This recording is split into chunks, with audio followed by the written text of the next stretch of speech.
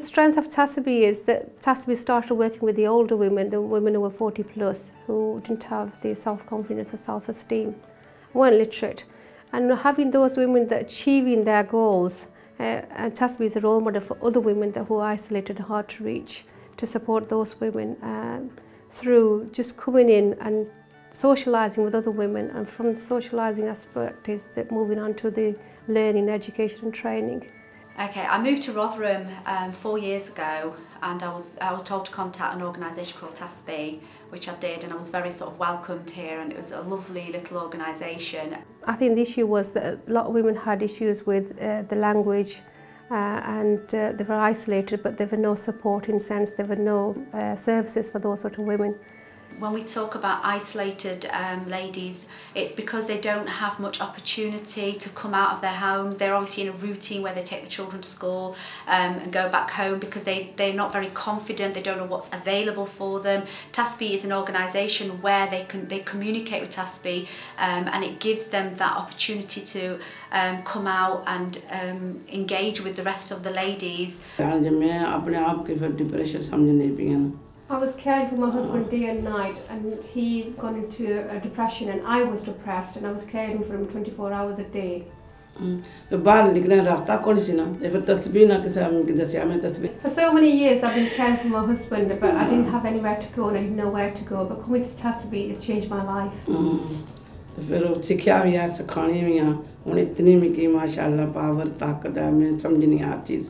So I've been learning and I've been teaching others, and I support a lot of other women, and I feel really good about myself, and I feel well. Before I wanted some support from other people, but now I support other women. We work with women and families, you know, Asian women and families, but we also are a very diverse organisation where we support non-Asian women and families. We support refugees, you know, on the street, and people just come through the door, and if they've got issues, that we're very approachable. And I think that's the thing that we have as a community organisation, that people feel comfortable approaching us. And that's because of the model that we have. We are very diverse, that we have people on our management committee who are, you know, non-Asian males and females with a lot of they have a lot of skills that they offer and support us with a lot of the work that TASB does. And I think that is crucial, that as having that sort of model that is diluted at, you know, at the ground level as well, which works really well. I think for me is that, you know, it has to be a volunteering, that TASB isn't a job, in the sense that I think money can't buy the rewarding bit that you achieve by volunteering and supporting those vulnerable women.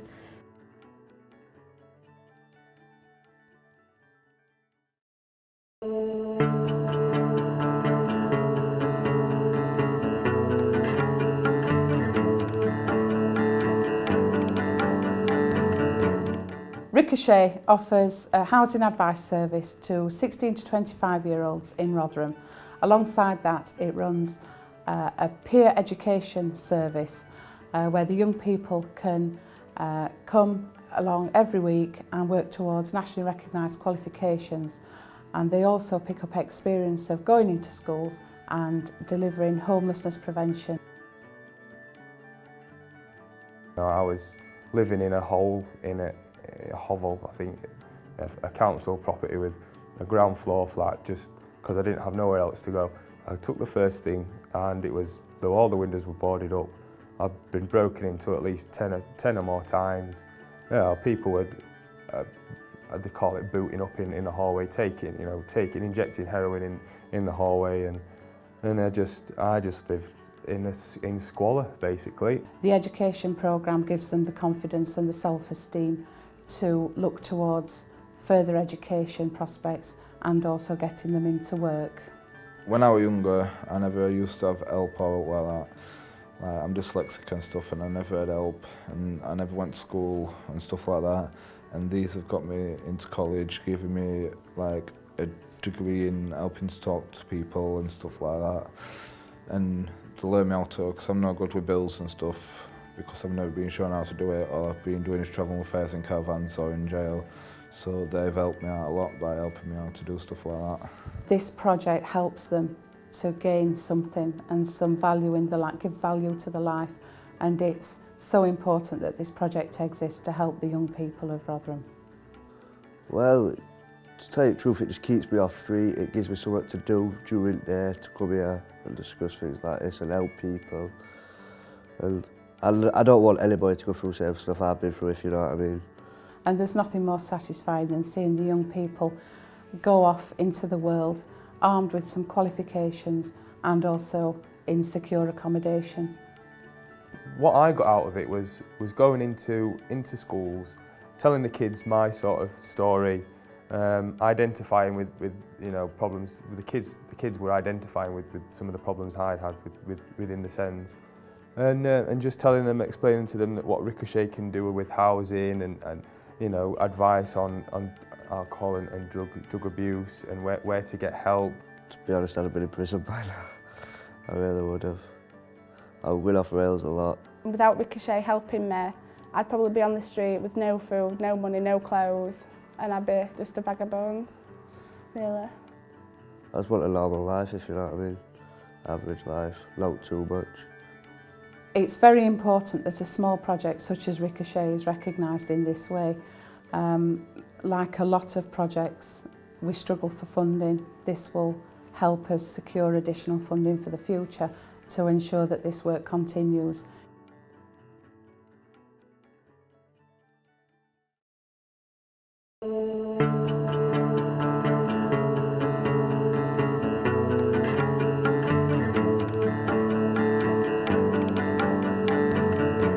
Communication Partners is a project designed to provide long-term support to people who've got aphasia. Aphasia is a communication problem following stroke, and what we do, we train volunteers to go out and visit people who've got aphasia and have supported conversation.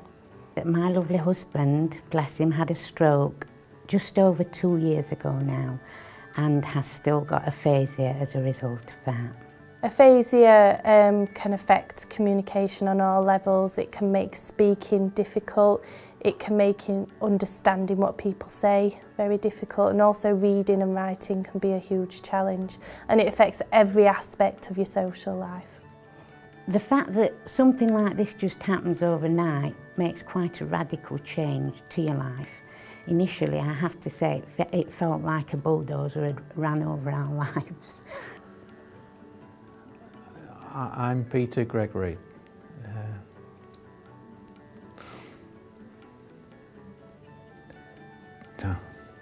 No.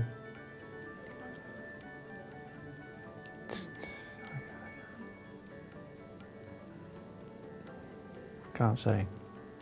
I think they get a lot of satisfaction out of volunteering. They can see the client making improvements, which I'm sure they get a lot from that. They can see the client's confidence growing. Just everything about the project is just very positive. Well, I couldn't even say my name.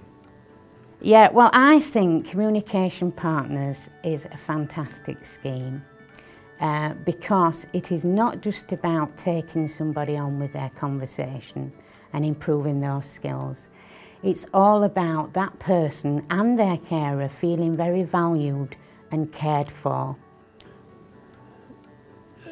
Over the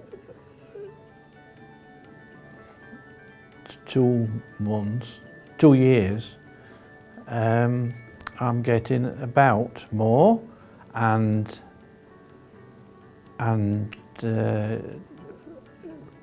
writing a little bit. Not a lot, but more.